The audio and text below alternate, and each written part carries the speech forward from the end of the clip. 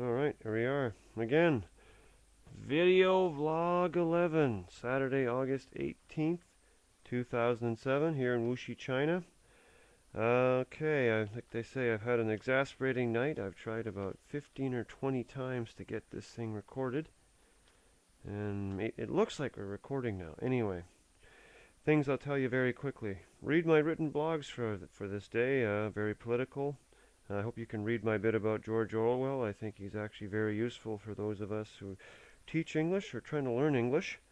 I want to thank the kind comments made by people in my last pregnancy update video. That's pregnancy update number 9. That's whoosh. I want to thank, of course, again my 10 rare viewers for clicking in on this. Now it's August 18th. My son Tony is coming within the next 2 or 3 weeks.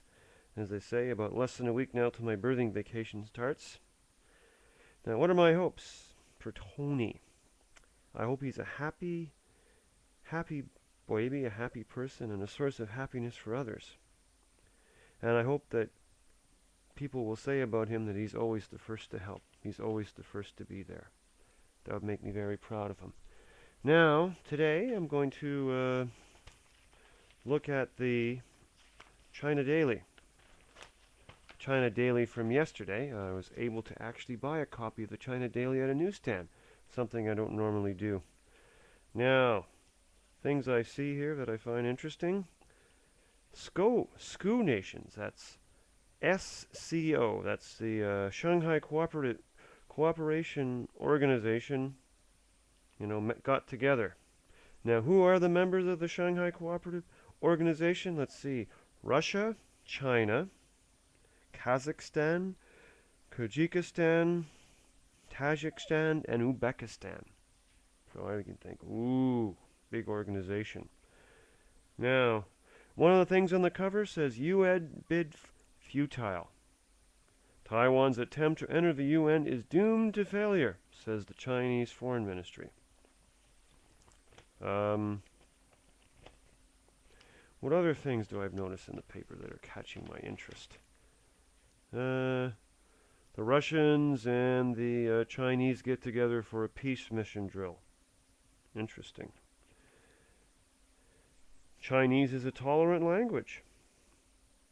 Taiwan's UN move doomed to failure because more than 160 countries have diplomatic ties with China, and they all recognize the fact that there is only one China, and China is part of Taiwan. Oh, well. Some soldiers go to help the UN, Chinese soldiers. Wow. A day to use public transport in Beijing. As if. Let's carry on. A man in distress after Mistress 1 has a go at number 2. Now, a married man introduced his 2 mistresses in the hope that they would get along, only to find the whole plan a mess. Really. It was the Hong Kong Polytechnical University made a raunchy YouTube video featuring 2 male students tongue kissing. A 93-year-old woman wonders how old she is. A 6-year-old boy catches mistake in a geography book. The location of the Czech Republic in the book differed from that on the globe. And then, after close scrutiny, this 6-year-old boy figured that the book should have called the Czech Republic Belgium. That made the news. Okay. Now, international. U.S.-Israeli sign a $30 billion defense aid pact. Good, I say. Now, Hugo Chavez, the leader of Venezuela, does not want to rule indefinitely, even though there's no real explanation for why he's changing all his those laws. For example, extending his presidential term from 6 to 7 years. Sounds like he's trying to put all power in his own hands. Now, this Mahmoud Ahmadinejad, the Iranian prime minister, is trying to rebrand himself. Yeah. They say he's dogmatic.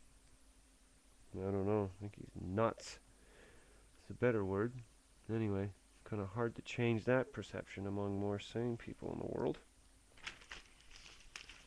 And on the editorial, good neighbors, Russia and China. Great neighbors, kind of like Canada and America. Ha, very interesting. And one more thing I got to notice.